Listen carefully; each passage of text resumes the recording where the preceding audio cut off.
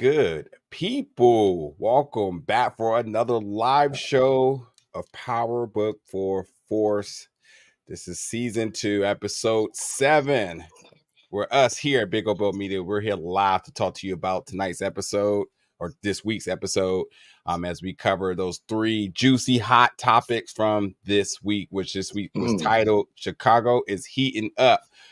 We don't have a guest tonight, but that don't mean that the show is not going to go on. So y'all got an hour worth of BS coming y'all way. So y'all better go crazy in the comments because we about to go crazy on this show. Let's get into that right now, folks.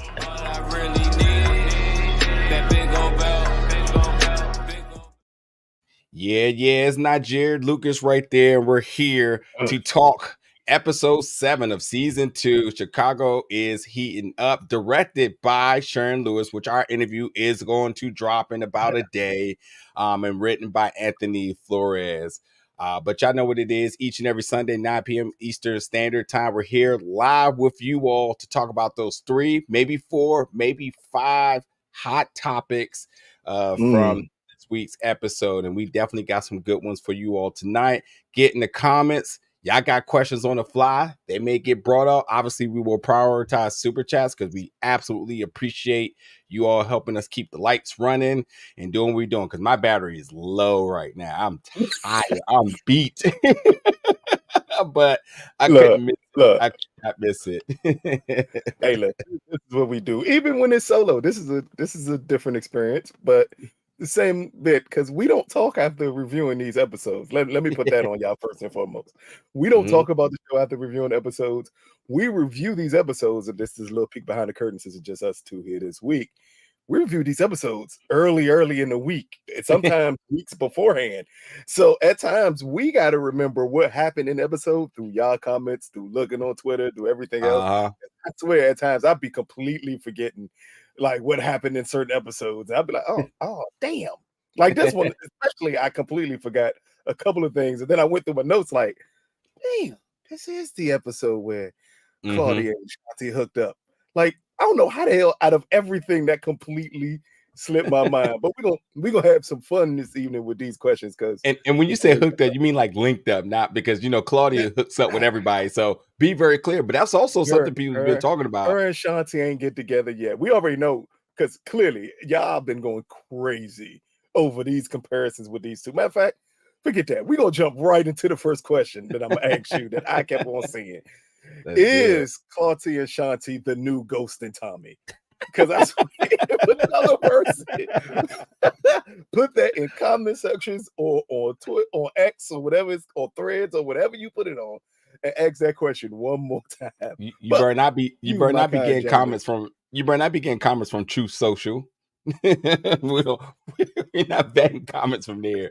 Really quickly, there's a comment from Jaleel saying, "Can we interview writers and showrunners now?" Right, that is correct. And I think I think I said this like a couple of weeks ago. I don't expect any writers to be available for interviews because I would imagine it's like anybody who returning to a job after a few months, like they want to get kind of acclimated back into things and get their schedules back in order before they want to be, being interviewed and doing any type of PR work.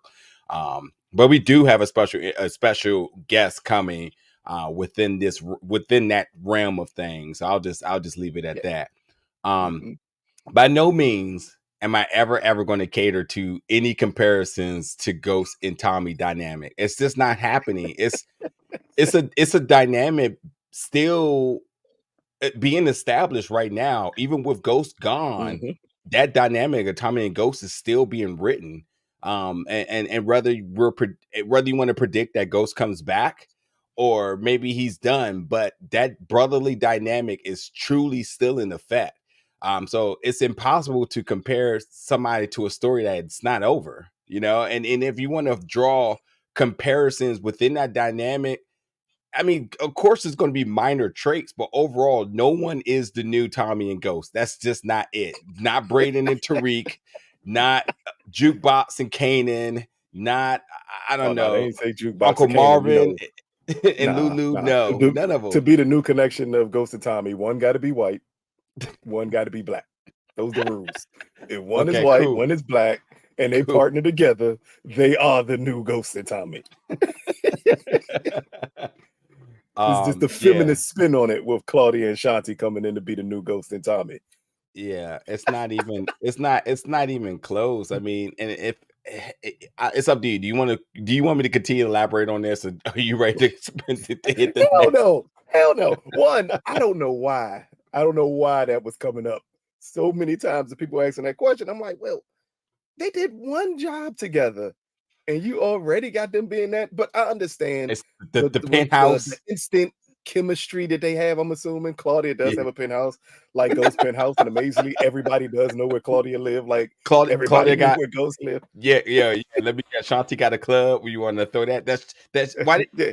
I calling that Truth 2.0. Like, There you go. Go all the way there. Hey, Gloria's Place is going to be the new Queen Child's project. I get it. I fully get I'm making these comparisons, but they're absolutely silly to make them. It's just, I think it's people reaching and wondering what the heck is going to go on with this partnership between these two, because, man, off of the first deal, it worked well. And then you get Claudia coming back again, striking another deal with another person, but immediately saying, we need to bring Shanti in on this. Like, I think that's somewhere they see and hoping that this budding relationship happens. Not understanding, as I said in our review, women hate women. It ain't gonna last but for so long. Yeah. They gonna be at each other's throat like Jada Pinkett Smith and Will Smith. Like, it's gonna be bad. It's gonna be them going back and forth at one another because both of them want to be the person in charge. And as long as you both want to be the person in charge, ain't no way in hell one gonna be Ghost, one gonna be Tommy. But let's start off with the real first question of the week, which is, where do you see this relationship with Tommy and, damn it, I was about to call her Maria, and that's your fault because I always got her name right. Myra. Did I say that right? Myra. Damn it. I'm not even giving it to you because I got it. Keep going for it. Keep going for it. Fuck it. I ain't got to say it right, but they know who I'm talking about. What do you think about their relationship, and what will be the downfall of it? As we saw with Jenard taking the pictures of them after the fact and him wanting to go to her brother immediately and tell her. But what do you think is going to be the thing that's going to break this completely down? I'm gonna make you repeat the entire question again because I just got so thrown off that you didn't know how to say Maria. But why you reload the question? Don't worry about the shade. Don't worry about the shade. I understand. I understand. I'll just load up. They got on you one time. Yes, they did. Got on you damn time. Yes, and they all did. Of a sudden, you gotta point out everything. That's all. Yeah. Hey, listen, a very frequent, generous donor here, Eric Iverson, EI, with the $5 super chat. I think Leon dad will find out Diamond Street Hustle and snitch as a payback. I think he does have snitch vibes. I actually do kind of see this. I actually really like this too. But he definitely got snitch vibes, so wouldn't that be something? Is she just in the dark about what Diamond did? She knows he went to jail. What is there to snitch about? I'm always, like Eric brought this up, and a lot of people are bringing it up, and I'm like, is it a secret what Diamond did? He can't contest to what Diamond is doing at this moment. All he can say is what Diamond used to do.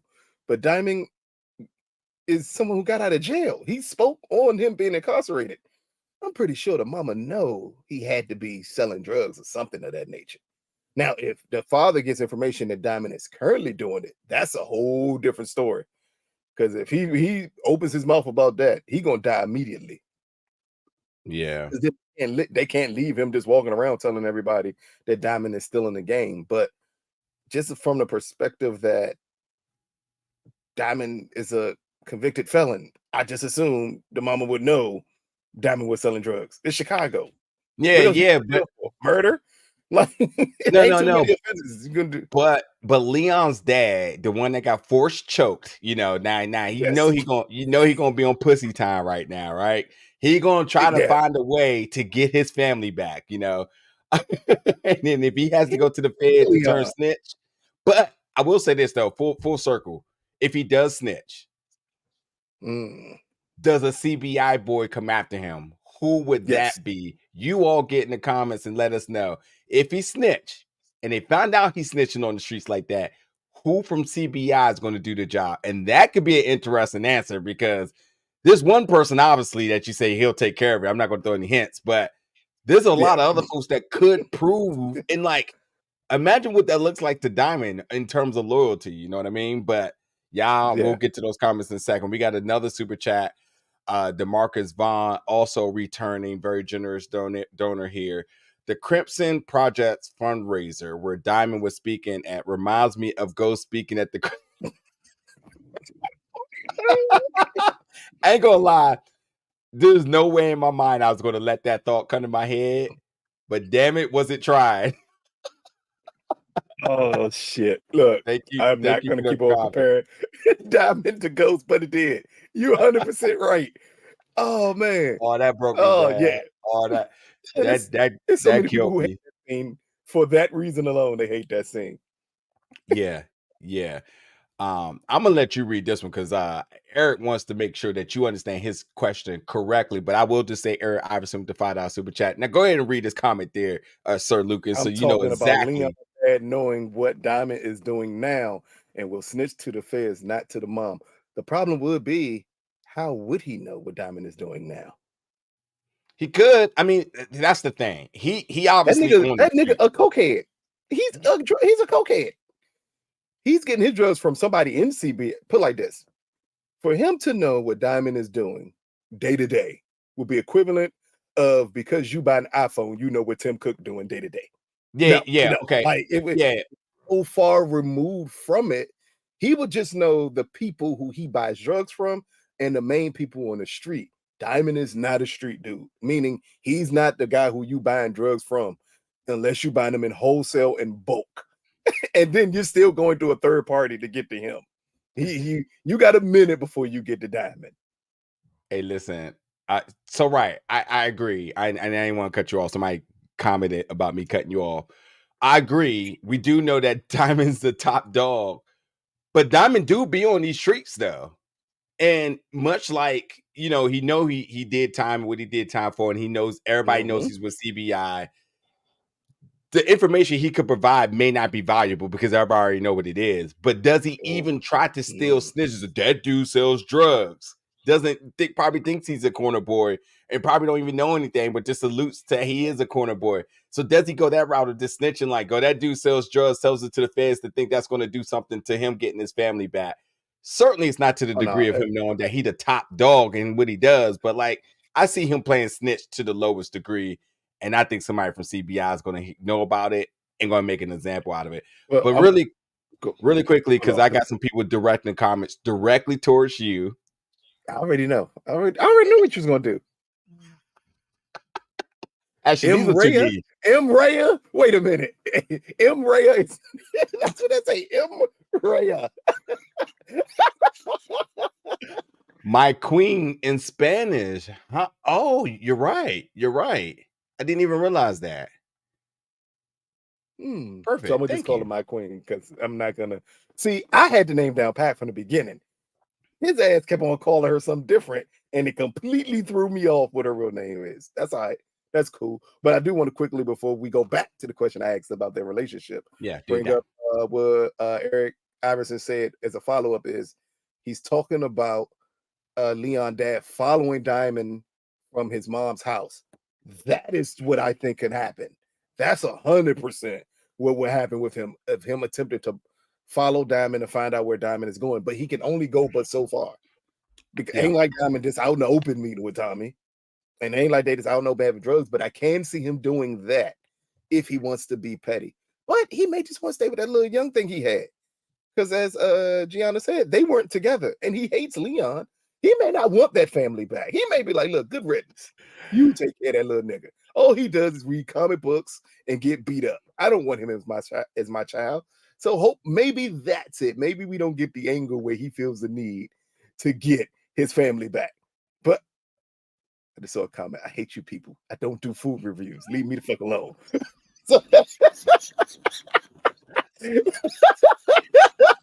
Hey, but let's get back to it. Nah. Let's talk about your food reviews.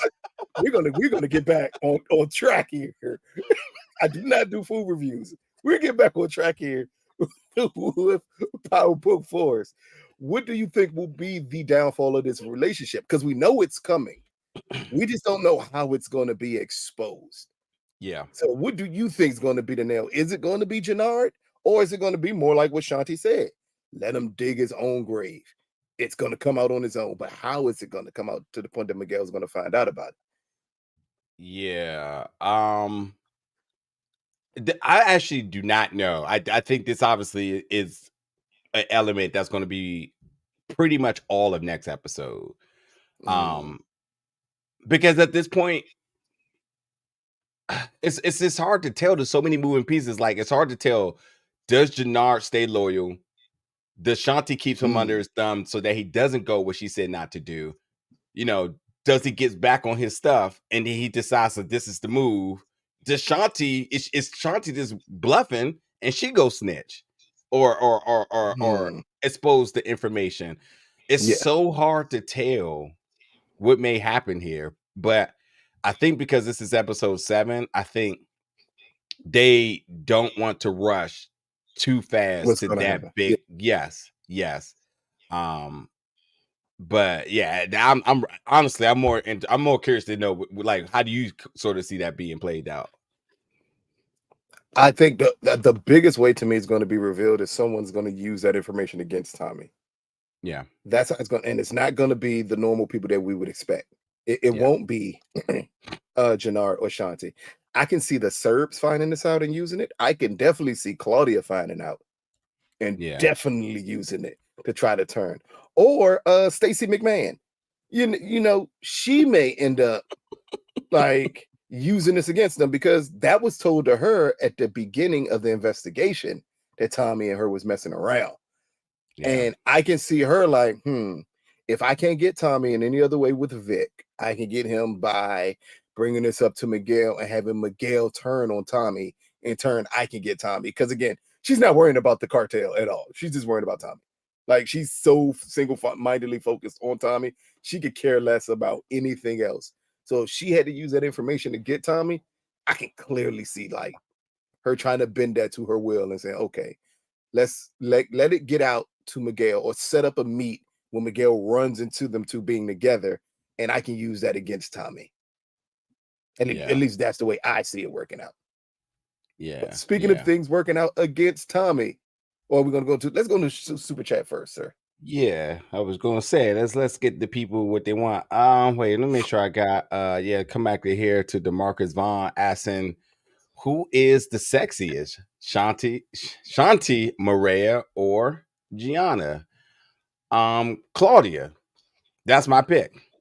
No, but out of the three, I don't know, man. It's relative. I think that they all attractive women. I think what Shanti did in this episode, even force choking my man in the beginning of this too. I mean, I think there's nothing more beautiful than a strong black woman. I think that the way how she bossed up and how resourceful she was, and you know, how she was able to operate on the street level, but also be seeing her kind of moving around on the business level. It's hard to argue with that.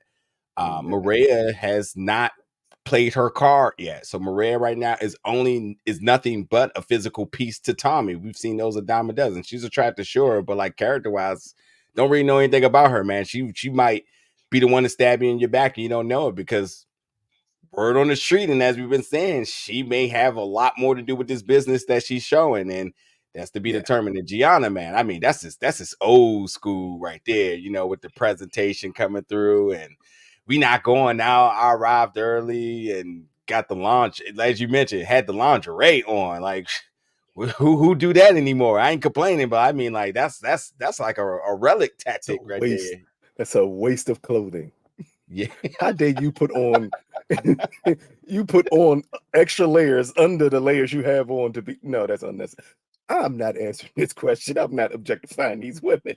Trying to say who's the sexiest. Kate, that's my answer. Kate's the sexiest. Like, there you go. I'll give you that answer. Hilarious. Thank you for the super chat, DeMarcus Vaughn. I just want to also read a couple of comments about folks in terms of who they think would be the one to shoot Leon's dad.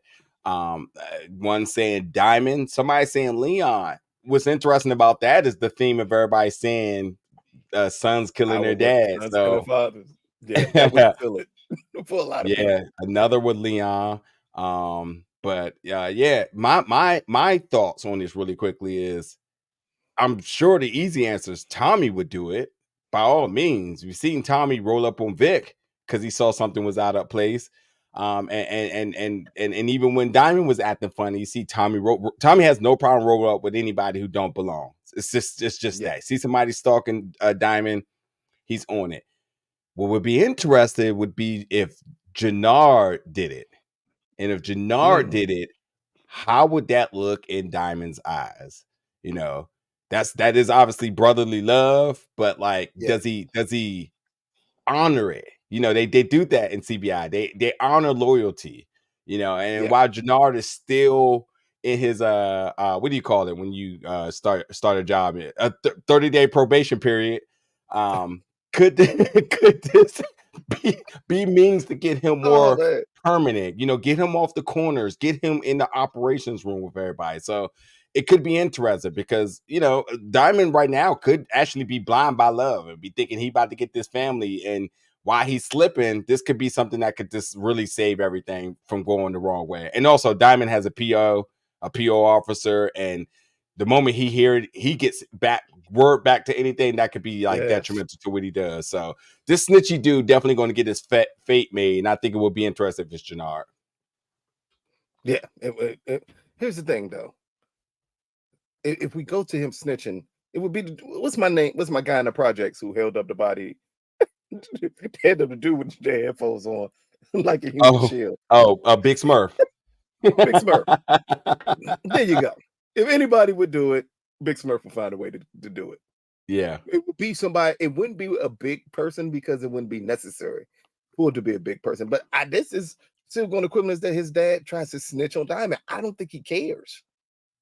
Like, yeah, he may want his 6-pack back or however many Miller Lights he got left. But I don't think he particularly cares about snitching on Diamond. I can see him attempting to kill Diamond. More than snitching on Diamond. I want you to like really, because he give me sucker vibes. So like, go that route with it. That's a sucker. I don't mean like he's gonna like come up to Diamond like, nah, we got to square up. No, he's gonna wait to find Diamond not paying attention and attempt to shoot him. That I can see. That is a sucker move. I wouldn't give him that much credit. It's a sucker move because you're gonna try to kill him because he choked you, and he choked you for not being a good father. You were beating your son. Like it's all of it's sucker moves, but I don't know if he cares enough to pursue it. I think maybe we've seen the last of them, and maybe Diamond just tries to be a good family man, and maybe that's the downfall of that relationship. Is Diamond trying to be a family man when he can't be? Because he's still going to hide that life that he's still in from them, even though I believe they know about his life prior. They just don't know he's currently still into the drug business, and that's where he would fall into a lot of trouble there. That's the way at least I'm seeing it here. Yeah. Let's go to another super chat. And we got AO Productions, my guy. Appreciate you coming through with the $2 super chat. Shanti will likely backstab Jenard. I see this both ways as well, too. But I'll give it to you, Lucas. What's your thoughts on this? We just said this in our review. She is stigmatized by Jenard. I don't see her backstabbing any element of Jenard. She literally, this is how bad she got it. This is how bad she got it here. She literally made a deal with Claudia, came home with lots of money, and then presented it to a crackhead. That should tell you her problem right there. She didn't have to tell him anything. She said, baby, don't be mad, and then opened up a bag full of money and gave it to a crackhead. Do you know how crazy that sounds? That person ain't backstabbing a crackhead. That person is way over their head in love. That makes absolutely no sense. That she took all that money. He could have taken that money right then and there and went and had a cornucopia of crack. Like every little rocks, big rocks, like every type of baby powder rocks. He could have had every rock his heart imagined for her giving him that money. But that shows just how deep and committed she is to Jenard. I see Jenard backstabbing her for Diamond. Because in the end, that's still his brother. And he may love her, but he's not going to love her as much as his brother. Shanti is head over heels for Jenard right now. She is going nowhere.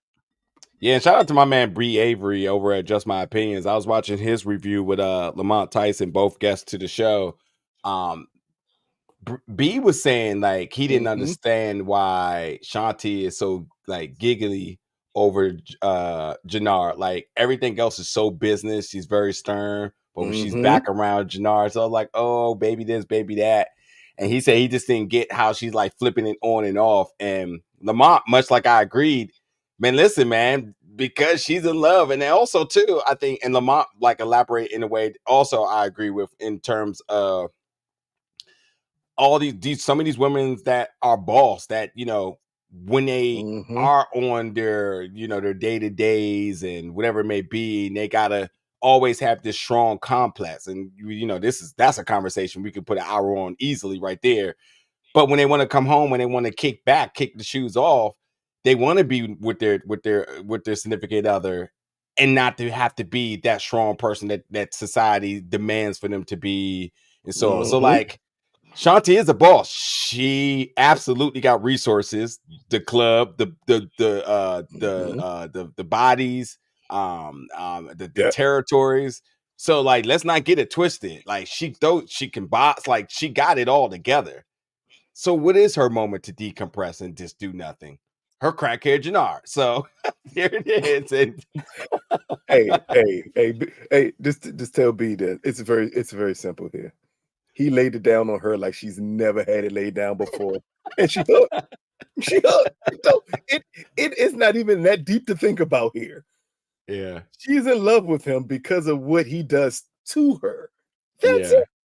And she ain't looking nowhere else. I gotta find a comment from last week. Hold on. I read a comment that was hilarious. I could not believe I did not remember until right now to talk about this. But you read this super chat. We got Eric Iverson with a $2 super chat. Go ahead and read that while I look for this other comment real quick. Will Vic tell Stacy Tommy killed the Fed? That's literally one of my questions this week of who did we think was going to get blamed for killing the Fed? And I'm going to say it's simple here. I don't think Vic even brings this up to her. She's going to have to find some way to get this information out of him. I think it's going to be completely covered up because he can't say Tommy did it because technically the gun that was killed the Fed was Vic's gun. So the only thing Vic can do is toss that gun away, clean that scene up, and make it look like him and Tommy were nowhere in sight. And play it some other way that this dude ended up dead. He cannot blame Tommy for it. If he blames Tommy for it, it blows up everything immediately. Because then he becomes the witness that Tommy murdered somebody. She don't need any other evidence at that point. At that point, she can pull Tommy in immediately and say that. And then all Tommy would say is, one, how did you know anything about this killing? Which immediately points to Vic because it's only them three that would know. So she immediately would blow Vic's cover. And then it would come out, gunpowder residue. Guess who has that's on? Vic. Like all of it will push back onto Vic. So the only way you get past that is completely hiding that it ever happened. That either one of them two were anywhere near him, or he goes missing completely. Yeah. And then all of a sudden you don't see this cop no more. Yeah. And Vic will say, I don't know what happened. I met up with him and then I left. Yeah. Honestly, I am I am a little bit disappointed. This actor Brian Keys, I definitely been wanting to see a lot more of him on the show. So the fate of this cop was not exactly the way I thought it was going to go, but I do think this is definitely a moment where they just washed their hands with this character, and this little key part of this entire season. And I think he is just he went missing type of cop thing. So, and let's not forget that other Seamus cop that also got killed. Nothing of that. So, there's and there's again Tommy. He rose up on people. Nobody liked Seamus though. Not at all. And then he was black and named Seamus. Like his days is already numbered. Eric Iverson to $2 super chat. Yeah, Claudia girlfriend and y'all petty as hell. Jeez, man. Oh man, look, I saw the comments when he posted this up. Him and Glittery Bubbles. I think I'm saying your name right. And she just like, you know who's not attractive.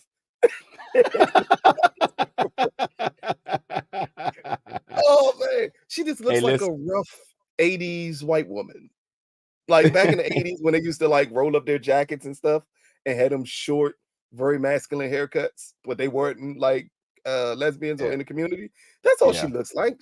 She's not necessarily unattractive, but she's not like attractive. Like she's in that in between. Like maybe if I put a wig on you or something of that nature, or you had a BBL, maybe we can improve things about you. But yeah, just her appearance, I think the appearance is just more masculine presenting for Claudia yeah, because that's what Claudia likes. yeah. That's this. Even though That's her it. first girlfriend was not masculine presenting at all, but then she was Who just using her Claudia never in the had a first season. girlfriend. Y'all got to remember, she's never had a girlfriend. She's never ever liked any of these people she's slept with. They were all business That's what I mean. transactions. That's what I was about to say. That's what Yeah, I said. It was just a yeah. business So, thing. This is the so first right, so girl that right. she's known and grew up with. Or this is truly the type of girl she's attracted to because we haven't seen a woman presented in this fashion that's That's true. queer for Claudia. So like it just makes sense, but I got to read the comment of the week from the comments last for our show on Friday night.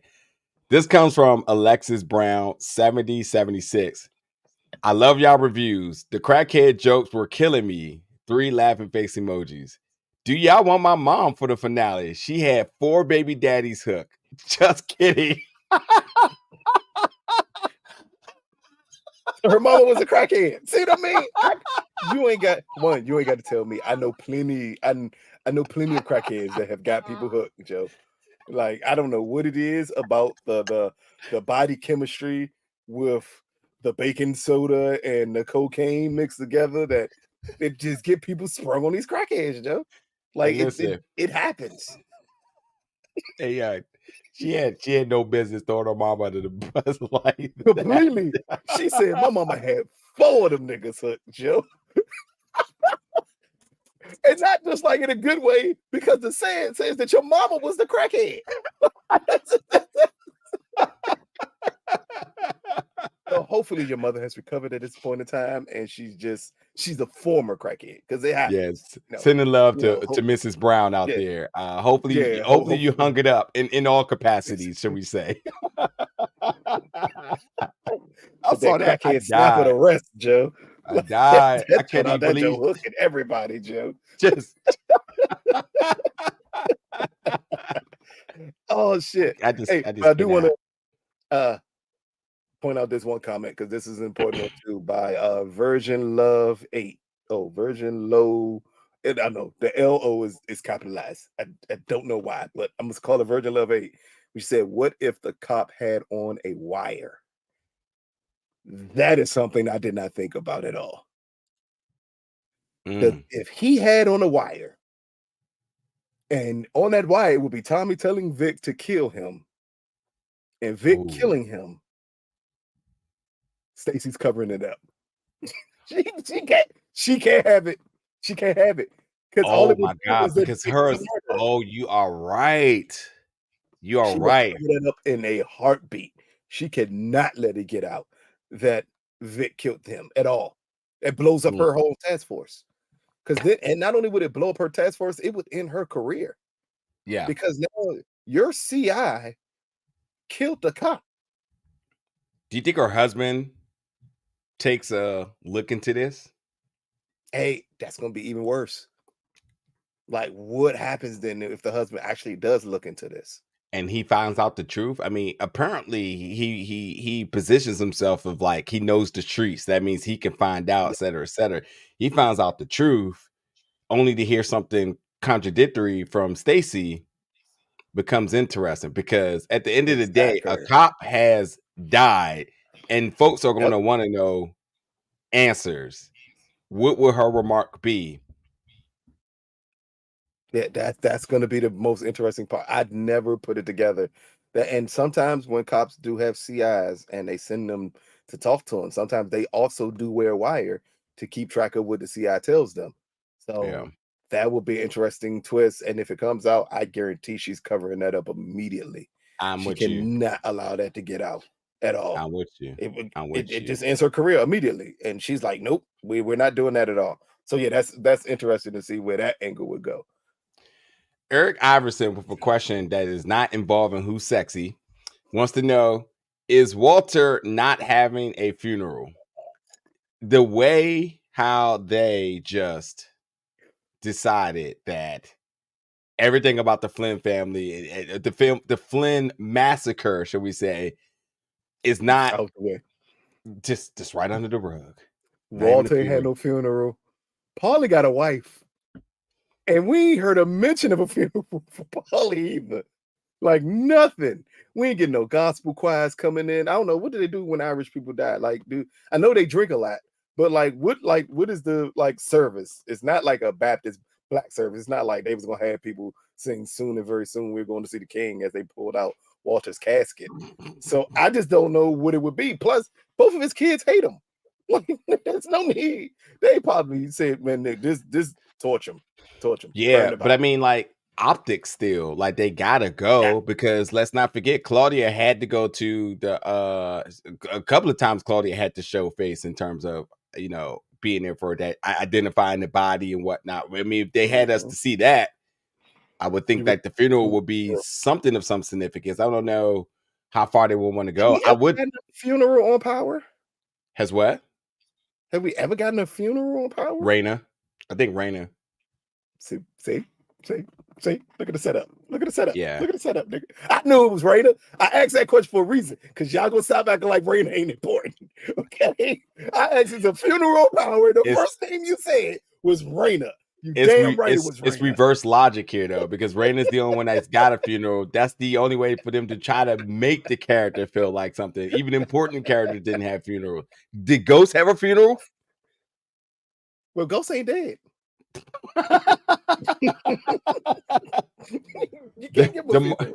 The Marcus Vaughn with another $2 super chat here. Did Vic put the tracker on Tommy's car? The answer is yes, and that will be a staple of next week's episode. Stacy, I am pretty sure Stacy and Tommy will eventually have a run-in together. But yeah, what's more, and the reason why I say that, because what's more important about the results of that is Tommy being very much aware that the feds is on his back.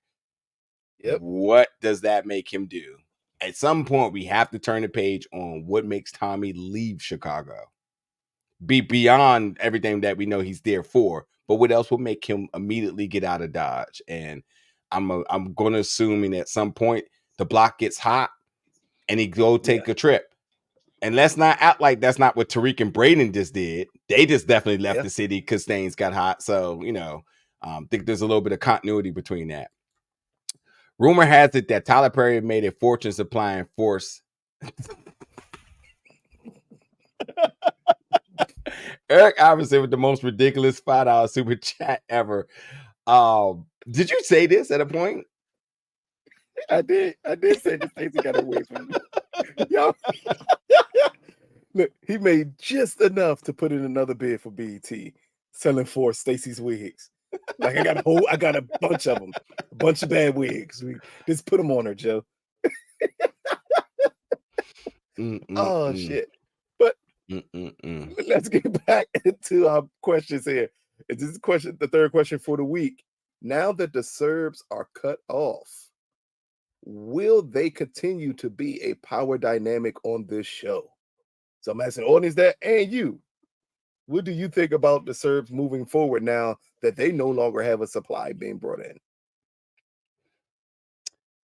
Well, I think much like a game of chess, you got to kind of reposition your pawns on the board, and you have to start to connect who needs what and who has what of resource and value. So Serbs obviously has body, firepower, no supply. Looks like Claudia does have a little, potentially has a little something. She's definitely still needs the protection. They also have a little bit of a working agreement right now. And obviously they still have territory, which I don't think the Serbs exactly know who has what between her and Vic. Yeah. But the Serbs are ultimately the main villains of this season. So I just think we're just going to continue to see them be more and more violent, and they're just going to just keep throwing more and more bodies out there as Merkovich just pulls the strings from behind. And I think it's like it's a constant supply, like the putties on Power Rangers. They're just going to keep coming, and they'll keep exploding, and that's what it is. But truly, the bigger question is like, what is the overall arc for the Serbs? Do they just keep coming and coming and coming and coming and coming? I would like to see them introduce somebody above Merkovich at a point that establishes more of a threat than just the putties, as I'm calling them, the folks that just keep throwing bodies and dying on the ground left each and every week. Because if they go out their way to just to try to inflict damage because they don't have a supply of drugs anymore, what's stopping Miguel from just wiping them out? The only reason he didn't do it before is because the cartel is like, no, they're part of our business. You're not part of their business anymore.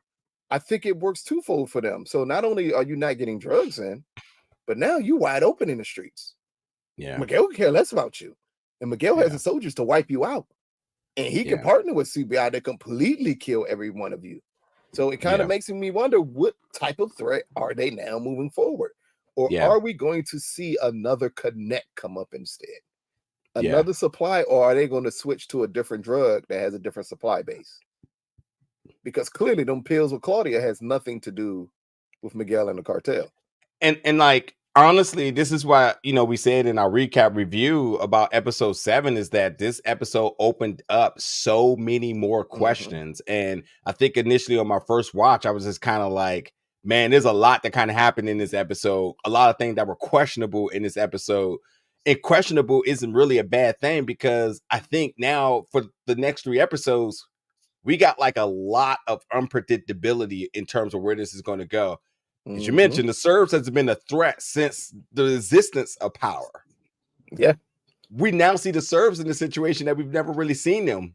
Where do they go? Where do they get their supply from? How dangerous are they when they're not making their money? Does the higher ups look down and says like, listen, like this ain't working. Like we're not bringing in the money, and you have to think about the Serbs all the way to this point. The Serbs go wherever the money's at. Now, who will buy them in terms of their services? Who will want their services? Who also just wants them off the map? We're going to just put it here right now that the cartel clearly has no need for them. Tommy and them CBI have no need for them. It only leaves Claudia and whatever bit of money she has left in order to try to establish something to work something together. But it's a very interesting position for the Serbs that we haven't really seen them in a while. And then this other gang that Tommy went to go see. Technically, they were getting their supply from the Serbs. So Tommy is now trying to flip them. But what happens if they go back to the Serbs with this deal? Like, what are you going to do about this? What type of infighting does that create? Again, are we just going to see a different supply chain come in, or them switch to a different drug to move? I think that's going to be the more interesting part right now, as the Serbs are attempting to just figure out exactly what's their stake in the game now that they've been completely cut off. Because again, you said before, they've never been here before where they have been completely shut off this way. And there's a ton of good comments right now, like even from a Black Amazon, like maybe the Serbs head back to New York. No one would complain about that. I mean, and obviously we've seen them very late in last season where they say, "Oh, we need more people to Chicago." Well, obviously they came from somewhere. So do they also kind of wipe their hands with Chicago right now and go back to the roots? Or as I thought, possibly do they call in a higher up or superior to come in to get things back on track? It's so unpredictable right now. But yeah, if Merkovich was to die, which I saw that comment, it would be a good run for his tenure in terms of being the threat. But then they introduce another person and they just automatically become instantly established. That's why the Serbs have always been interesting, because as soon as you see a new face, you're like, oh, well, this guy's obviously a big baddie because they called another higher up. So you're like, all right, what's he going to do? And the Serbs have just always been that sort of prominent. So Yeah, and then obviously DeMarcus Vaughn talking about like what happened to Tommy going to California. Do the Serbs transition to California? There was clearly an establishment in California. We just had a little pit stop here in Chicago. We know that Tommy somehow, some way ends back up in New York. Yeah, it's interesting to see where the Serbs going to go. It's way too many questions right now to confidently have a one answer decision on this. Yeah, because again, it's just they're too big of a threat just to go away completely. So the goal is, okay, how do you continue them being this threat and yet have them still in fight? Because I think they can still go after Miguel. Problem is, you don't have no drugs. So what are you doing? Are you just going after them and saying, we're just going to steal all your supply? Because they can be mine. Miguel still believes the Serbs stole his shipment. He still doesn't know that was Tommy and Diamond. Yeah. And as we know with power, things don't happen and just go away and aren't brought back up again. Yeah. So what happens again if it comes back to Miguel somehow finds out it's Tommy and Diamond that stole his supply? Yeah. What does that do with him and the Serbs? Does that make the cartel not trust him because he's put his faith in his business completely in the hands of Diamond and Tommy? Yeah, so and you have that left them naked in the street. Yeah, so Chabo says he's done with the Serbs, obviously, because they don't have anything for him to get from him. And Chabo is definitely like he'll work with Tommy over Miguel because of prehistoric, I ain't gonna say prehistoric, but like current racist tension that's been in existence for a long time is what I'm getting at. CBI is still there. They're becoming more and more powerful. Shanti, not totally aligned, but more on CBI than on her own. So again, the power of CBI right now is definitely at the top of the chain. But the Flynns still have their their exterior relevance. Like I don't think anybody truly understands what's happening internally and how they're moving, but like the Flynn's name still hold weight. Maybe everybody knew Devlin came through, but they don't know what's the working situation with that. But everybody know the Serbs are down bad. So this could be a very ample opportunity for them to say, like, bro, we get them out of there. Like, how much more can we eliminate a legitimate threat? Because they got guns. They're still dangerous. They just don't have they still got. Yes. So, it's going to be really how dangerous you are if you have the manpower and not the product, you start taking the product. Yep. That's it. You start taking it.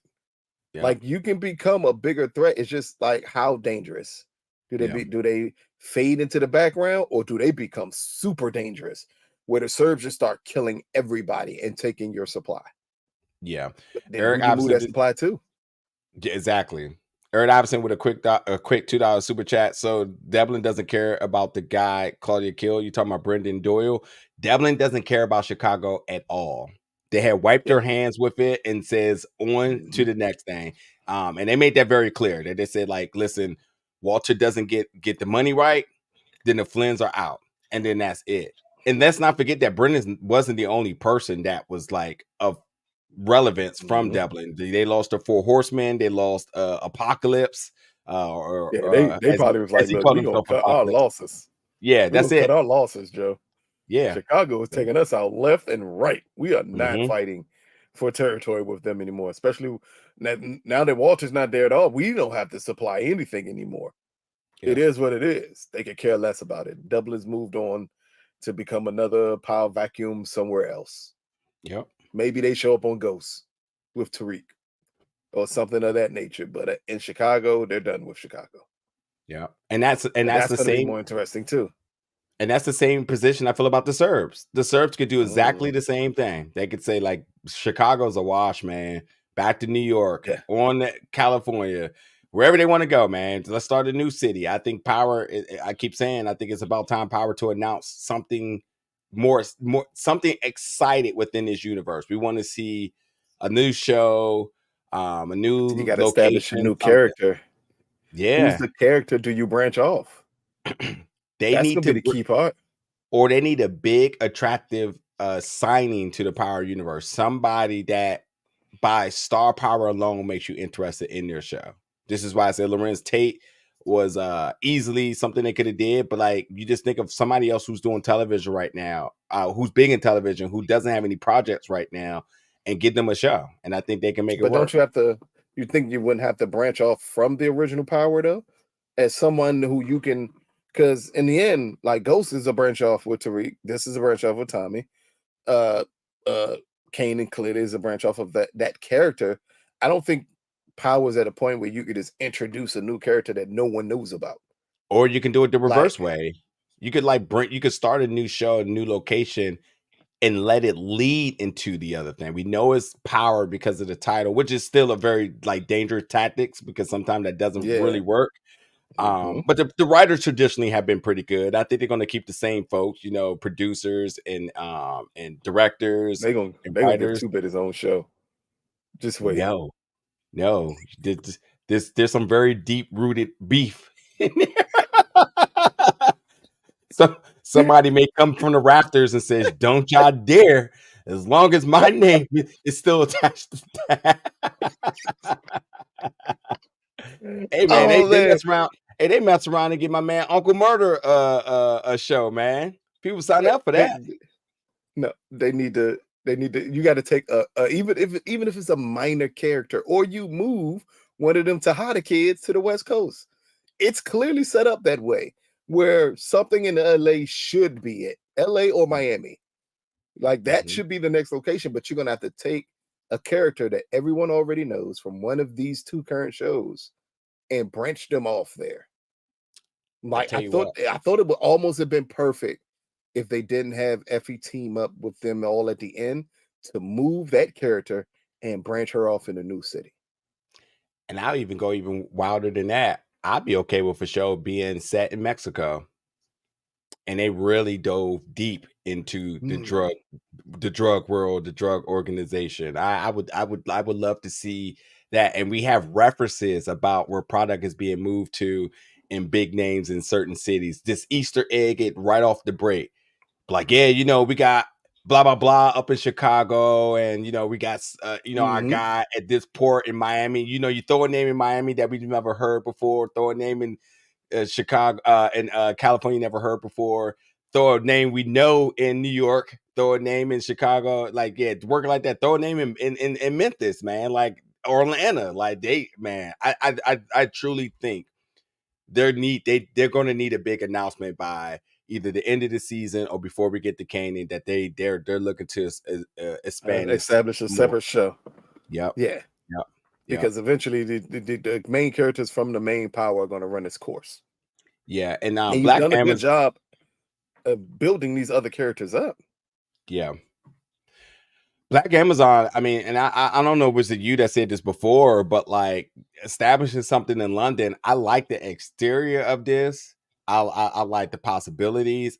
It's just the connectability back into the US is where I don't Yes, see that. And do we know many shows? I mean, like The Walking Dead is kind of doing it right now with Daryl going overseas, but like it's there's harder not to many go shows overseas. that do that, Yeah, you especially know? drug related shows. You want to still keep it US based as much as possible, And or at drugs least with don't the main supply chain would be Mexico. right, Like, and so you drugs want to don't keep it here. right, and Yeah, drugs don't really travel in that direction, London to New yeah, York and stuff like that. yeah. Because if they So do, then the FBI gets involved. It's a whole different play of characters that you got to get involved for that type of movement.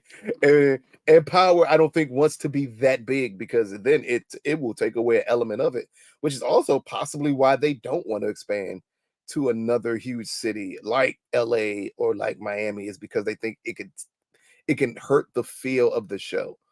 But it's you all could character expand to driven. like you can easily expand to like Baltimore, DC, because Virginia it's all Beach. the same. It's all, yep, Virginia Beach. It's all in the same little circle and little area. I mean, you could say Jersey, but Jersey is New York. It's the same damn thing. Connecticut, because niggas is crazy in Connecticut. So, like, yeah, like something of that nature, and you want to keep it in these main cities because the Midwest is Chicago portion, and I think Or you don't want to establish anything else in the Midwest because what Cleveland? What happens or in Cleveland or Detroit. I mean, you're already now? filming there. Now, did yeah? Detroit is different. You can easily do Detroit. Yeah. Because again, it's already established because that's what you do. That's what BMF is based out of. Or Yeah. Atlanta. Come on, dude. Like, we all know. That's the Black Mecca. Like, Yeah.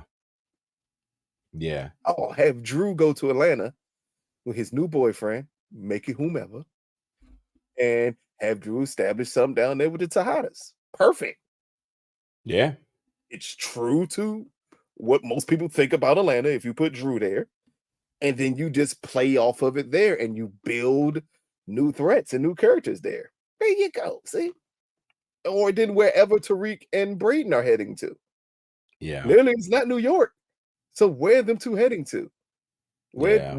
they go somewhere to establish themselves and then come back to New York. Yeah.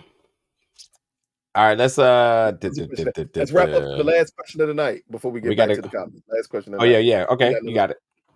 So last question of the night is, will Diamond eventually turn against Jenard for Jenard's pursuit of Tommy?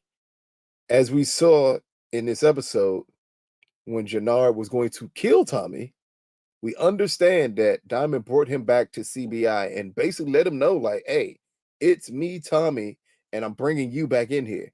Do you think Diamond will actually hurt his brother if he sees that Jenard is going to jeopardize his business with Tommy by trying to kill Tommy?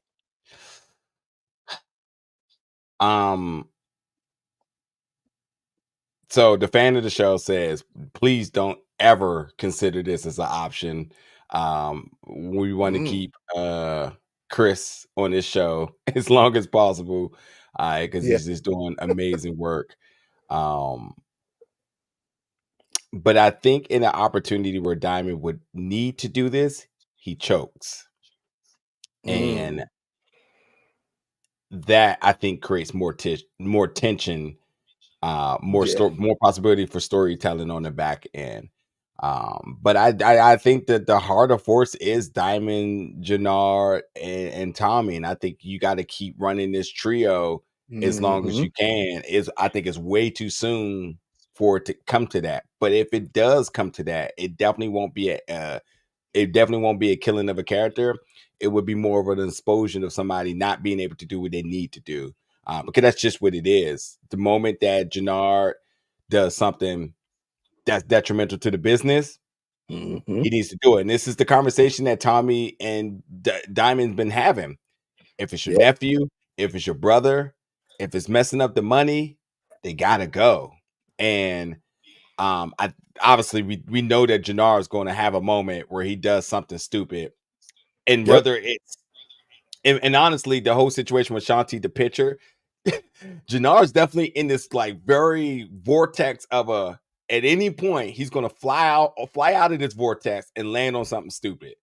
Whether it's back on the drugs, whether it's exposing the pitcher, whether it's going after Tommy why would you be doing that? Or even trying to double cross Shanti and getting exposed for that. Like, I don't know, man. It's gonna be interesting to watch what Jenard do these next few episodes, man, because it's really his game to lose right now. But I would not want to lose any of those characters. And I think if Diamond gets to a point where he has to do it, he won't. And I think Tommy will show him grace too. I think he's gonna use it against them. I don't think Tommy's gonna show Jenard any grace. No, the Diamond. Oh, yeah. But then we would see. Use it against I think then it would end up with like Tommy killing Jenard. Because unfortunately, I know people don't want to see it. It's clearly going down the pathway of Tommy killing him. Because he's almost leaving there's no other option. Like he's literally going out his way to become a threat to Tommy. Yeah. And he's constantly doing it. And Tommy eventually is going to say, you know what? Just kill him. Like, it is what it is. I know that's your brother, but we can admit that your brother has issues. And you're not dealing with those issues. Yeah. And at that point, Tommy would just kill him. I think we're going to get a surprise death in episode 9 that no one saw coming. Yeah. And it's not going to be the Claudias. It's not going to be the Shantis. It's going to be, I think, either Jenard or Diamond. Yeah. So y'all better get prepared and get adjusted to it happening. Yeah. And listen, anybody who's been watching our recaps or any of these live shows week to week, I think this has been the most difficult episode. And talking to the director definitely gave a little bit more clarity on things, but I think this episode is really such a pivotal episode. The one thing I absolutely praise Sharon with directing this episode was this is episode 7, and this is without a doubt the introduction to the character Shanti, who we've known for 7 episodes, but this was truly who Shanti was. And with this being episode 7, with new things sort of just kind of coming to the table and more moving pieces, it just presented so many questions for us, and especially what we do when we try to break these things down to like really land on anything and be like 100% like, all on black, all in on black or all in on red. Like it's just it's really hard to really land on anything confidently, which is fine, because then the fan comes back out and he says like, dog, episode 8 is probably gonna be real nuts. Like, and then obviously we know what we're getting with 9, which we talked to the director. Episode 9 was the director for episode 5, and y'all know how 5 went with Paulie and Walter going out. So it's brewing up, man. It's truly brewing up, and I'm excited, and I hope you all are as well too. We do have a few more super chats here. AO Productions, Miguel don't have a clue of anything right now. Yeah, and this is power where everything is very coincidental and foreshadowing, and it ain't a matter of time before he finds out. And what happens with that will also be interesting as well. Maria will have a very difficult decision to make, and I think we got a little indication that Maria is not scared of a weapon. She ain't just the nurse or RN, Lucas. He obviously got a little experience of hanging around these folks. So, hey, I think people still count on her turning against her. It's weird. People count on her turning against her brother, but not Diamond turning against Jenard, when she has a better relationship with her brother than Diamond does with Jenard. yeah. Like, if anything, she's not turning against her brother. Yeah. Not in that community. Yeah. DeMarcus Vaughn, $2. Duda needs to come where Tommy is the king of the the DeMarcus be like, he be deep in the lore. He might be a writer on the low. He's like, I'm gonna tell a story. That's one thing I'm gonna do. Eric Iverson with the $5 super chat. I think Brady and Tariq moving to Cali since they moved their podcast to LA, and the New York City podcast is hinting to be Effie and Diana's. I think where they live personally has nothing to do with the production of the show, because just because they move would not move the production, nor is their podcast a production of Stars. Maybe it has an affiliation, but it's truly their own entity. So I don't know, but also too, like, you can't move Tariq out of New York. He's too synonymous with it. It just would be something that they would not let us wipe our hands with him transitioning to New York just like that. Like, oh, we're on the run by New York. It would have to be a lot more dramatic, a lot more built up to the point that they need to do so. I mean, Braden still has family in New York. So yeah, let's not forget that Braden is still very much connected to his family. And whether he despises them or not, that's their podcast. Yeah. I would almost assume that both of them probably already live in LA. Most people don't live in New York. They work in New York a lot. Yeah. No, not too many people want to live in New York. Yeah. True. And matter of fact, a lot of people from New York instantly moved to LA. It's literally like it's time to get out. Let's go now. So, but I have no clue where they live. I and most people actually don't even live in New York. They live in New Jersey too. So, even if you're rich and famous, New York is expensive as hell. So, no, it's hard to tell, but I don't think the characters are moving there. just yet. And also, I guess if they were to go to California, I don't think it would be them that they would want to establish California. It would have to be somebody like the likes of Tommy or y'all was hating on that Drew show because y'all don't like Drew. But I literally put Drew in the biggest black city in the world, and everybody's like, nah. Yeah. Ain't nobody gonna watch no show with Drew. You've lost your mind. Yeah. You lost your mind. You will watch that show. You will love that show. Yeah. Like I picked Drew for a reason. Like he's not as flashy as Kane is, but I think it's a better character. Yeah. And it's easier to establish that character somewhere else as they try to escape what made their family what they are and try to establish themselves, and they build it in a city like Atlanta. Yeah. Where everybody in Black Hollywood. You want to know where everybody had a place at? It's in Atlanta. You know how easy it is to cast a big name if you say we shooting in Atlanta? All the big name, they will come out the woodwork for you.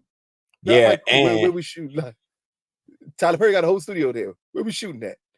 Like, yeah, it's easy to do. Yeah, and that's, I mean, let's not forget that, like, they're in Chicago, so they use Chicago actors and actresses. They go to LA, they got a whole new Rolodex of folks that's just ready to be there. And they like to use their artist talent in there. So getting an Atlanta artist to get involved with this is a no-brainer. That instantly establishes some things.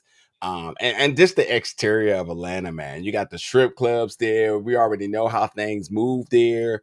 Man. They could use inspiration from BMF, and I mean like the true BMF story for things there. There's so much they could do in Atlanta. Atlanta probably has to be on their destination list right now. Yeah, a place is like, if we could find a way to move a character to Atlanta and establish that character there, and build him around other, like we can make a killing with Atlanta. Yeah.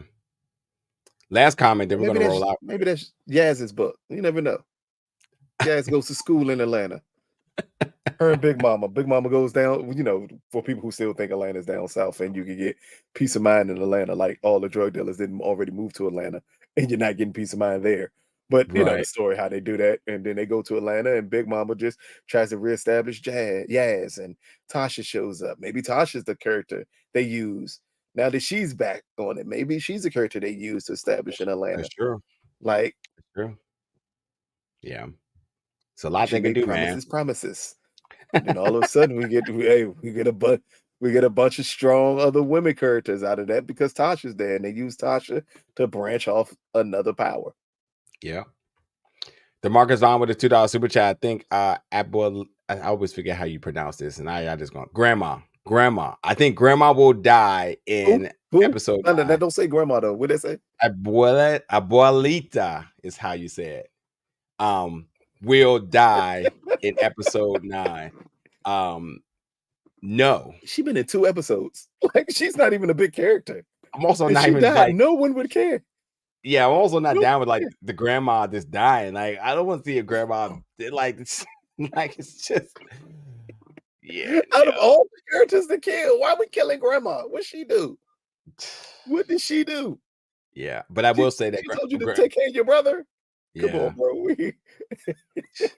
It's gonna be Jenard or Diamond or Big Smurf.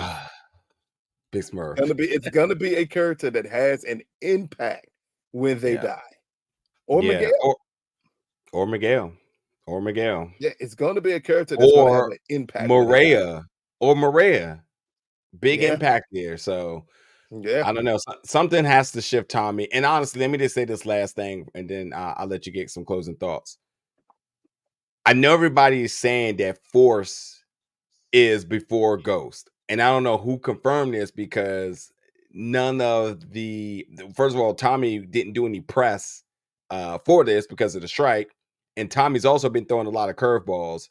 It would truly have to come from the showrunner.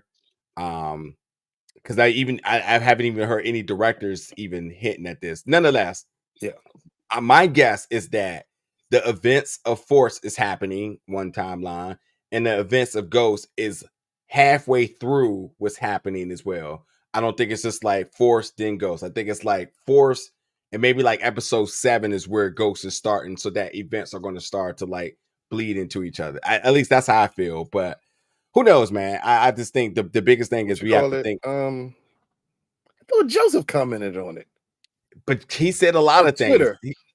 But yeah, that is true. Recently, because he's not allowed to promote the show. Someone asked him a question, and I think he answered the question. Not necessarily, granted, yes, that's still illegal. We know that. He's not even supposed to do that. But I think someone asked a question, and he said something about the timeline, which is not necessarily him promoting the show per se. I'm answering a question.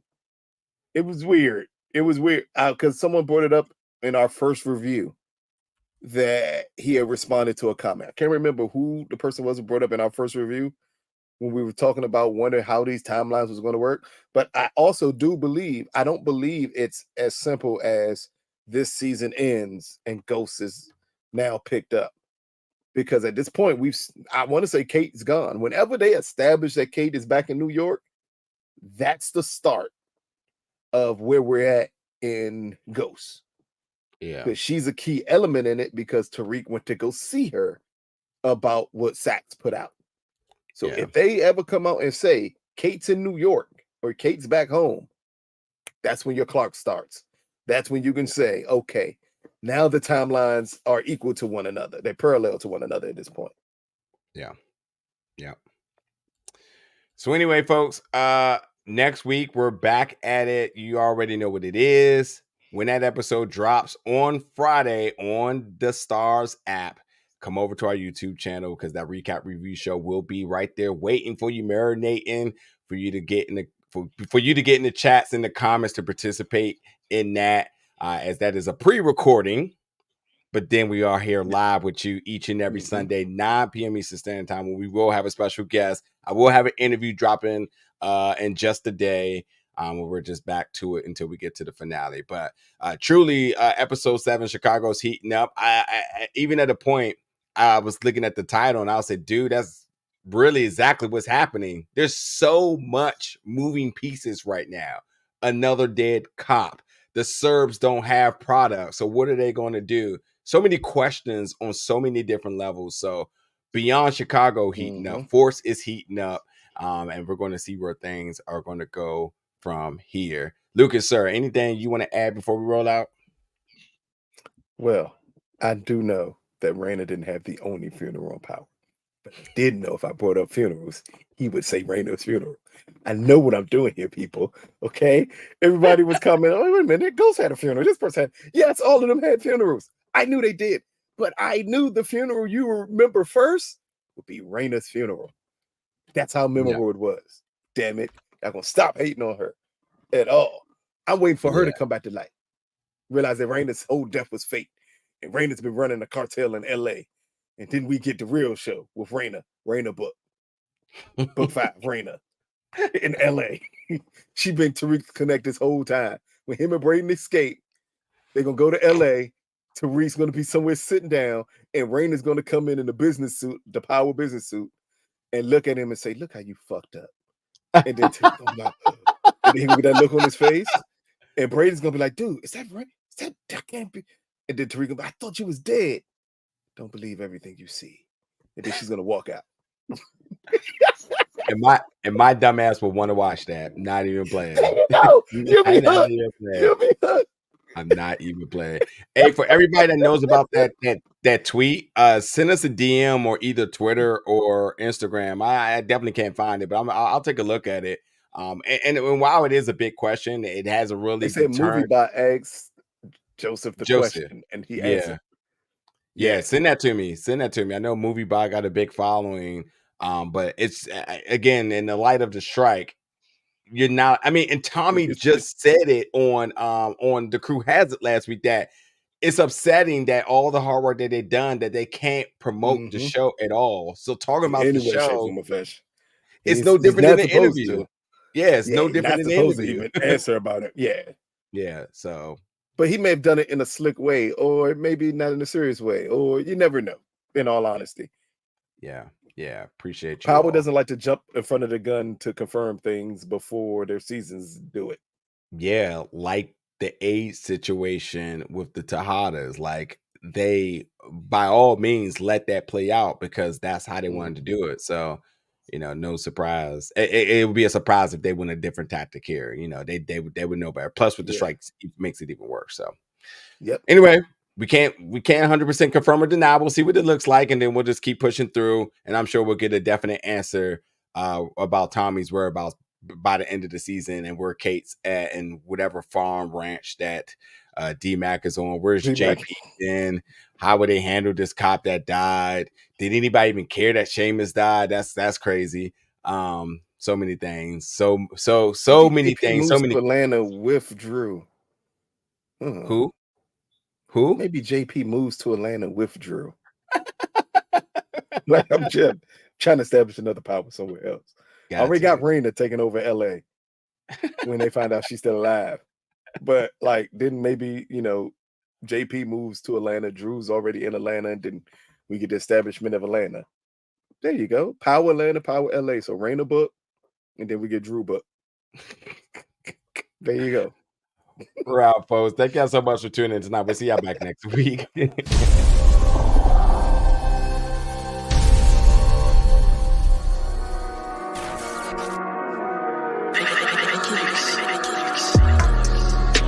old bell.